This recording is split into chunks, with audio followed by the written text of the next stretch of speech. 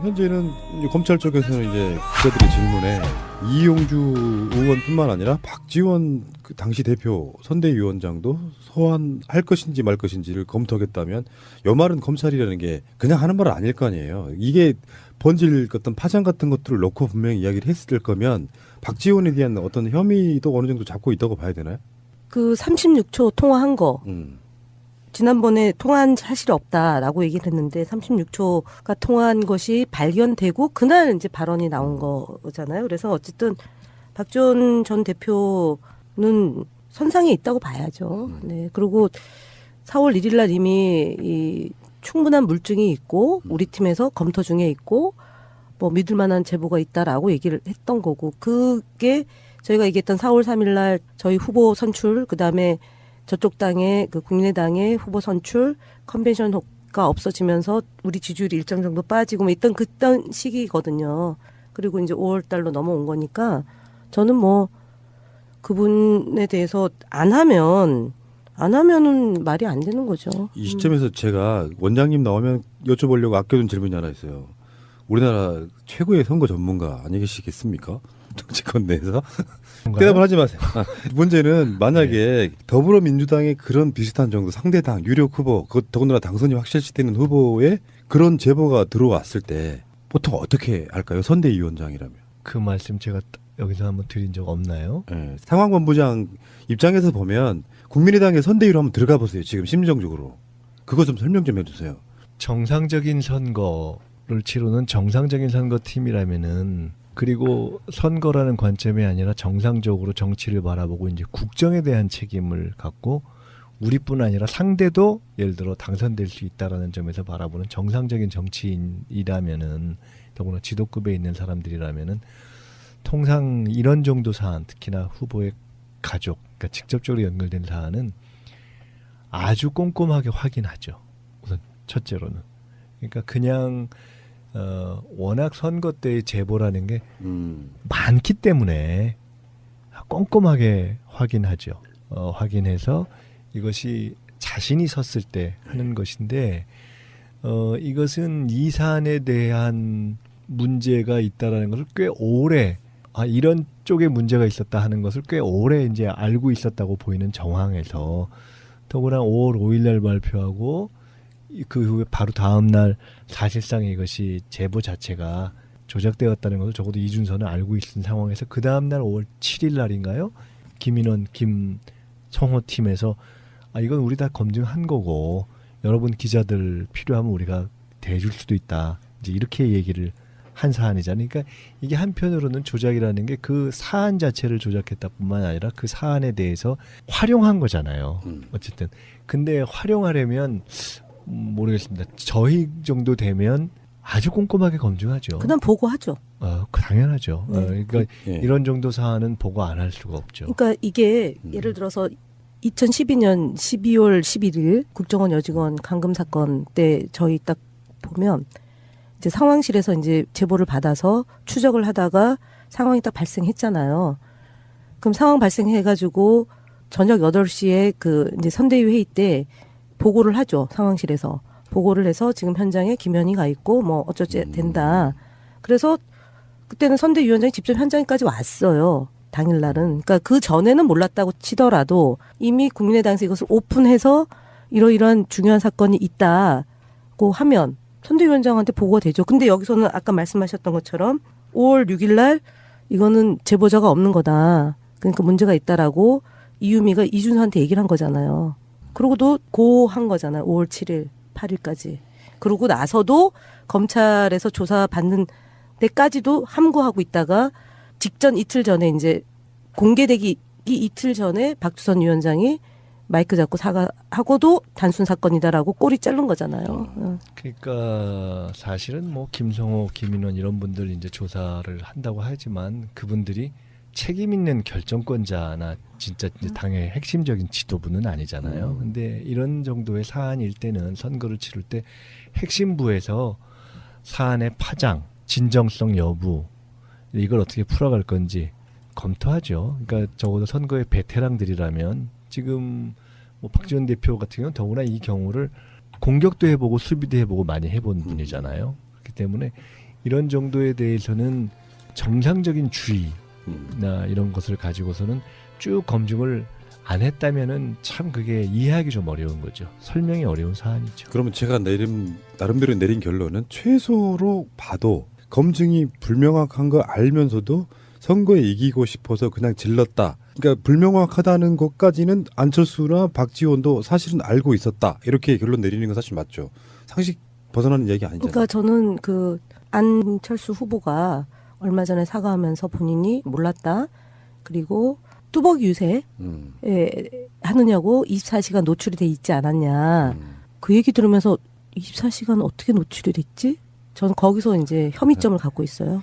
뭐 우리 방송 꾸준히 들으시는 분들은 알 텐데 안철수 후보가 대선 토론에서 당시 문재인 후보에게 그 이야기를 한번 꺼내는 적이 있어요.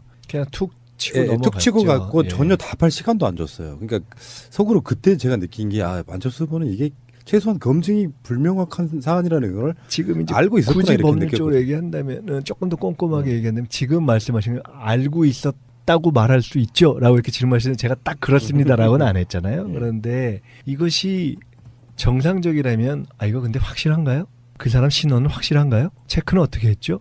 이런 정도는 바로 후속 질문으로 하게 되죠. 이런 보고를- 이야기들이 사실은 미니멈이에요. 보고를 최소한 그러니까 최소한 보고를 하게 되죠. 그리고 거기서 약간 찜찜하다면 이거 좀 찜찜한 거 아닌가요? 그럼 뭐 이렇게까지 키울 수 있나요? 그다음에 법적 검토를 하라고 얘기하겠죠. 이것이 만약에 아닐 경우에 네. 법적으로 뭐가 그러니까 문제가 있느냐. 그런 등등 정도는 당연히 하는 거죠. 그 사건 과정에서요 제일 중요한 키워드가 전 나왔다고 봐요. 선거에 이기면 별 문제 안 되는 사안이고 선거가 끝나면 고소도 취하될 사안이라는 얘기가 초반에 나왔었잖아요. 그들끼리 할 때 요거 믿고 그냥 질렀다라고 보는 게 맞죠. 그래서 저희가 고소할 때 음. 취하해도 수사가 진행 중인 걸로 아마 고발한 걸로 제가 알고 있고요. 그래서 제가 지난번에 한번 얼핏 말씀드렸는데 5월 달에 제가 기자로부터 질문을 받았어요. 대선 시기에 고소고발 취할 의사가 없냐. 그래서 제가 그 묻는 기자한테 그거 혹시 어디서 그런 얘기를 하더냐. 자유한국당이냐 일단 아니래요. 그럼 국민의당이었구나. 국민의당이었고요. 그때가 언제냐면 대선이 저희가 5월 9일이고요. 제가 그 질문을 받은 게 거의 2주 후 5월 20날이에요. 그러니까 검찰에서 조사가 막 들어갈 즈음인 것 같습니다. 그래서 제가 무슨 소리냐 저는 국정원 여직원 감금 사건으로 지금도 재판받고 있는데 제가 만약 당해서 그런 거 취하하면 제가 반드시 문제제기해서 자꾸 그렇게 하면 안 된다라고 말씀드리겠노라고 얘기를 했었거든요. 그때가 이 건이었나 봐요. 제가 같은 당일 때는 박지원 그러니까 전 대표를 대단하신 분이라고 느꼈던 적이 여러 번 있었어요. 근데 최근에 이제 추미애 대표 공격하면서 국민의당 제보조사 사건이 이렇게 SNS에서 정치하는 걸 보니까 사람 저렇게 망가질 수도 있구나. 비열하다 그럴까요? 최선의 공격이 최선의 방어라고 느끼나 봐요. 그러니까 그렇다 보니까 그 관점으로만 SNS를 하니까 허점이 너무 많이 보여요. 저런 분을 우리가 한때 같은 당으로 좋아한 적이 있었다 이런 생각하니까 부끄럽더라고요. 알겠습니다. 주말에 나오셔가지고 고생들 하셨고요. 자 다음 주에 좋은 이야기 좀 했으면 좋겠어요. 이번 주에는 별로 안 좋은 이야기만 한 것 같아서 별로입니다. 왜요? 저는 길게 간다는 얘기 듣고 살았는데. 그런가요? 그게 아니라 지금 이런 논란들 속에 문재인 대통령의 개혁 같은 것들이 묻히는 바람에 좋은 이야기를 못했다 이렇게 말씀드리고 싶습니다. 국회 이제 정상화되는 분위기죠? 그렇습니다. 자유한국당도 이제 추경 심사에 복귀했고 예. 여러 번 말씀드렸는데요. 여름 휴가철 이전에는 좀 내각도 완료되고 정상적으로 돌아가야죠. 네. 다만 아쉬운 것은 빨리 이렇게 될 수 그러게 있었는데 말입니다. 빙글빙글 돌아가지고 왔다는 거예요. 어제 그 임종석 대통령 비서실장의 유감 표명이 물꼬를 튼 셈이죠. 그렇죠. 이른바 대리사과인데 이를 통해서 국민의당이 국회로 돌아왔고 정말 자유한국당 좀 고위 관계자를 만났는데 국민의당이 들어가면 사실 우리 혼자 밖에 있어봤자 아무 소용이 없다. 의미가 없다. 그러더라고요. 과반 넘으면 어쨌든 추경 예. 통과시킬 수 있으니까. 그 자유한국당도 뭐 이제 썩 마음에 안 들지만 따라 들어갔겠죠. 네. 그러니까 이게 다당 구조의 묘미랄까 캐스팅 보트의 의미가 드러나는 장면이에요. 그렇죠. 이런 장면이. 예. 그런데 이번 일을 통해서 주목받고 있는 게 또 하나가 더 있죠. 당청 관계. 더불어민주당과 청와대 사이 그렇죠. 추미애 대표의 발언 맞습니다. 이 문제죠. 추 대표로 촉발된 이번 파동은 좀 두 가지로 나눠도 봐야 될 것 같아요. 첫 번째는요. 추 대표가 이제 주장하는 바 내가 틀린 말 했냐. 국민의당 증거 조작이 문제고 그걸 명확하게 비판하는 게 정의에 부합한다. 네. 틀린 말 했냐라는 그 말 자체가 틀린 건 아닌 것 같아요. 제가 봐도. 네, 예. 네, 네. 그런데 그 다음이 문제 아니겠습니까? 그 다음이라면 예. 정치적인 파장. 그렇죠. 예. 자, 추 대표 이랬습니다. 내가 말한다고 해서 무슨 검찰이 압력을 받는 것도 아니다. 그럼 예를 들어 가지고 강한 당이 가해자고 추 대표가 야당의 대표라면은 이렇게 세게 말해가지고 검찰의 경종을 울리고 여론도 환기시키고 그러는 게 전략적으로 맞을 거예요. 네. 본인도 정치적 위험을 무릅쓰고 모험을 거는 거기도 하고. 네, 근데 네. 여당, 제1당 당대표가 연일 이렇게 세게 이야기해가지고 난타전을 벌였다? 그 남은 게 뭐냐는 거죠, 돌아보면. 네. 네. 하지만 반대로 그걸 핑계로 국회를 보이콧한 국민의당도 비판을 많이 그렇죠. 받았잖아요. 예. 그러니까 이게 양비론적으로 접근할 수밖에 없는데. 왜냐하면 원죄가 국민의당이 있으니까. 네. 우리가 일주일 예. 전 돌아가 보면요. 추 대표 발언 전에 제가 이 시간에 소개해드렸는데 우원식 원내대표 등이 다 합의해 놓은 게 있었습니다. 인사청문회 문제는 국회 운영위내 특위를 꾸리고 추경심사 들어가고 인사 문제 분리하고 뭐 정개특위 출범하고 그런 게 있었잖아요. 네, 합의문이. 네. 근데 이제 그 과정에서 추 대표의 머리 자르기 발언이 나왔을 때 국민의당이 발끈했습니다. 그러면서 사퇴해라, 뭐 사과하라 네. 이런 요구했죠. 이게 사퇴와 사과를 하라가 아니라 사퇴나 사과를 하라 했는데 그럼 거기에서 이제 유감 표명 내지는 아니면 유감 표명까지는 아니더라도 언급을 그만뒀으면은 여기까지 왔겠냐는 거죠. 예, 예. 그런데 그 이후에 더 세게 수위를 높였잖아요. 그렇죠. 그럼 이게 그러니까 책임은 양쪽에 있는데 책임 윤리라고 할까? 각자가 이제 지워지고 있는 책무가 있지 않습니까? 국민의당이 이제 져야 될 짐은 짐대로 있는 거예요. 네. 추미애 대표가 여당 대표로서 지고 있는 책임이 있는 것이고 그 책임 있는 전략적 사고였냐? 라는 질문은 안 할 수가 없는 거죠. 그러다 보니까 결국 청와대가 직접 나서게 그렇죠. 됐다. 자, 추 대표 말대로 그게 정의고 그런 방향이면은 야합하지 말고 청와대도 그렇고 당도 그렇고 다 그렇게 나가야죠. 네. 그런데 청와대는 왜 그랬겠습니까? 그리고 그 발언 이후에 자, 문 대통령 지지자들 사이에서 추 대표에 대한 성원이 높고 이른바 온건파 중진 의원들에 대한 비난 목소리가 높아졌어요. 그런 부분이 있죠. 예. 그러니까 예. 청와대가 어제 나선 거는 우리는 전혀 그런 의사가 아니다라는 것을 명확히 밝힌 거 아니겠습니까? 네, 네. 그리고 이게 이 사건 초반에 지난 7일에 당정청 고위급 회동 만찬이 있었는데 그때 이야기가 지금 새 나오는 게 청와대가 이제 전국 경색에 이제 난색을 표했다. 고위급이니까 뭐 비서실장, 정무수석 등이 있었겠죠. 예. 근데 추 대표가 그 자리에서 아니 뭐 협상은 원내대표 몫이 아니냐 그랬다는 거거든요. 예. 그것은 사실 당대표로서의 책임 있는 발언이라고 저는 보기 어렵다고 봐요. 네, 어제는 그래서 원내대표도 움직이고 청와대도 그렇죠. 움직이고 예. 어제 착착착 움직였죠. 자, 우원식 원내대표가 대통령을 독대해가지고 뭐 요청을 한다니까 대통령이 무겁게 생각한다라고 그랬죠. 하고 그 직후에 임종석 실장이 국민의당을 방문하고 예. 물꼬를 트고 그 이후에 조대엽 후보자가 사퇴하고 그게 이제 잘 짜여진 시나리오대로 움직인 거 아니겠습니까? 그렇죠. 당청 사이에서. 그렇죠. 그럼 거기에 원내대표는 있었는데 당대표는 어디 있었냐. 자리가 어디 있었냐는 거죠. 지금 추 대표는 무슨 입장이에요? 입장 밝힌 게 있나요? 그러니까 오늘 이제 왜 기자들이 안 물어보겠습니까? 임 비서실장이 대신 사과했는데 어떻게 보냐. 뭐 전병헌 청와대 정무수석하고 어떤 이야기를 주고받았냐. 대표하고 원내대표가 손발이 맞지 않는다는 평가가 있다. 이렇게 물었는데 아무 말도 안 했어요. 대답을 안 했어요? 예. 예. 그러면서 이제 오늘 제주도에서 당 행사가 있었는데 국민의 극심한 고통이 예상되는 상황에서 추경안 통과는 조속히 이루어져야 한다. 이렇게 말하고 오후에는 몸이 안 좋다고 상경을 했답니다. 그러니까 뭐 추 대표가 이제 별명이 이제 추다르크 소심파지 않습니까? 이게 예. 사실 소심파의 장점과 단점이 극명하게 드러나는 건데 이제는 이분이 이제 여당 대표가 아니겠습니까? 그렇죠. 그 부분에 대한 인식이 있겠죠. 왜 없겠습니까만은 지금 또 우원식 원내대표하고 추 대표 말도 잘 안 하는 사이이기도 하거든요. 그래요? 과연 이렇게 가면은 이게 누구 좋겠냐. 그리고 결국 이제 성과로 이야기해야 되는 쪽이지 않습니까? 여당에서. 예. 문 대통령 청와대 같은 경우에 이번 사건이 사실은 자기하고 자기 아들 이야기잖아요. 뭐 속으로 좋겠습니까? 근데 이렇게 하는 이유가 뭐겠으며. 예. 그리고 어제 대통령이 이제 임종석 비서실장에 통해가지고 생각보다 강하게 뭐 유감이라고 할지 사과라고 할지 한 걸 보면은 여론은 오히려 더 청와대 편이 드는 거예요. 이게 시작은 국민의당에서 했지만은 청와대가 저렇게까지 나오지 않냐. 결국 이제 누구 편이 드냐. 네. 추 대표가 그럼 세게 나와가지고 뭐 목을 벤다 이런 이야기 나오면은 아니 이쪽도 잘못했는데 저쪽도 너무하네. 그런 식으로 올라가잖아요. 네. 길게 볼 필요가 있는 거죠. 이번 요 일을 계기로 해서 좀 정비가 필요합니다. 네. 당정청 관계에 있어서 말이죠. 지금 또 정권 초잖아요. 그러니까 수고하셨습니다. 현재는 이제 검찰 쪽에서는 이제 기자들의 질문에 이용주 의원뿐만 아니라 박지원 그 당시 대표 선대위원장도 소환할 것인지 말 것인지를 검토하겠다면 요 말은 검찰이라는 게 그냥 하는 말은 아닐 거 아니에요. 이게 번질 어떤 파장 같은 것들을 놓고 분명히 이야기를 했을 거면 박지원에 대한 어떤 혐의도 어느 정도 잡고 있다고 봐야 되나요?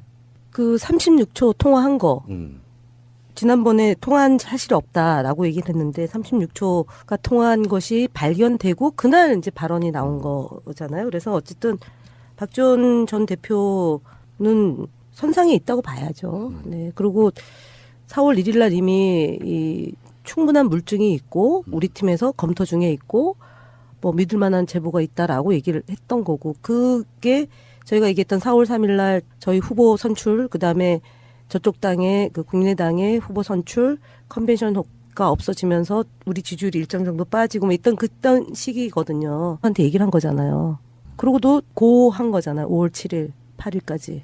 그러고 나서도 검찰에서 조사 받는 데까지도 함구하고 있다가 직전 이틀 전에 이제 공개되기 이틀 전에 박주선 위원장이 마이크 잡고 사과하고도 단순 사건이다라고 꼬리 자른 거잖아요. 그러니까 사실은 뭐 김성호, 김인원 이런 분들 이제 조사를 한다고 하지만 그분들이 책임 있는 결정권자나 진짜 이제 당의 핵심적인 지도부는 아니잖아요. 근데 이런 정도의 사안일 때는 선거를 치를 때 핵심부에서 사안의 파장, 진정성 여부 이걸 어떻게 풀어갈 건지 검토하죠. 그러니까 적어도 선거의 베테랑들이라면 지금 뭐 박지원 대표 같은 경우는 더구나 이 경우를 공격도 해보고 수비도 해보고 많이 해본 분이잖아요. 그렇기 때문에 이런 정도에 대해서는 정상적인 주의나 이런 것을 가지고서는 쭉 검증을 안 했다면 그리고 이제 5월 달로 넘어온 거니까 저는 뭐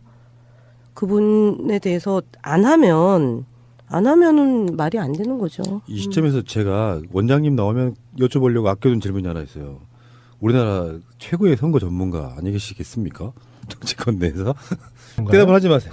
문제는 만약에 더불어민주당의 그런 비슷한 정도 상대당 유력 후보, 더군다나 당선이 확실시되는 후보에 그런 제보가 들어왔을 때 보통 어떻게 할까요? 선대위원장이라면. 그 말씀 제가 여기서 한번 드린 적 없나요? 네, 상황본부장 입장에서 보면 국민의당의 선대위로 한번 들어가 보세요. 지금 심정적으로. 그거 좀 설명 좀 해주세요. 정상적인 선거를 치르는 정상적인 선거팀이라면은 그리고 선거라는 관점이 아니라 정상적으로 정치를 바라보고 이제 국정에 대한 책임을 갖고 우리뿐 아니라 상대도 예를 들어 당선될 수 있다라는 점에서 바라보는 정상적인 정치인이라면은 더구나 지도급에 있는 사람들이라면은 통상 아니라 그 사안에 대해서 활용한 거잖아요. 어쨌든 근데 활용하려면 모르겠습니다. 저희 정도 되면 아주 꼼꼼하게 검증하죠. 그다음 보고하죠. 당연하죠. 네. 그러니까 이런 정도 사안은 보고 안 할 수가 없죠. 그러니까 이게 예를 들어서 2012년 12월 11일 국정원 여직원 감금 사건 때 저희 딱 보면 이제 상황실에서 이제 제보를 받아서 추적을 하다가 상황이 딱 발생했잖아요. 그럼 상황 발생해가지고 저녁 8시에 그 이제 선대위 회의 때 보고를 하죠. 상황실에서. 보고를 해서 지금 현장에 김현희 가 있고 뭐 어쩌지 된다.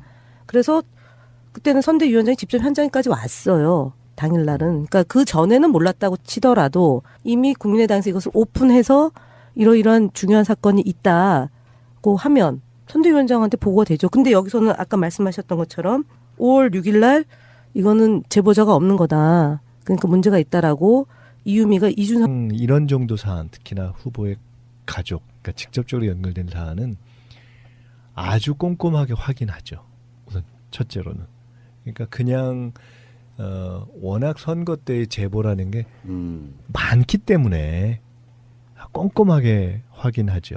확인해서 이것이 자신이 섰을 때 하는 것인데 이것은 이 사안에 대한 문제가 있다라는 것을 꽤 오래 이런 쪽에 문제가 있었다 하는 것을 꽤 오래 이제 알고 있었다고 보이는 정황에서 더구나 5월 5일 날 발표하고 그 후에 바로 다음 날 사실상 이것이 제보 자체가 조작되었다는 것을 적어도 이준서는 알고 있는 상황에서 그 다음 날 5월 7일 날인가요?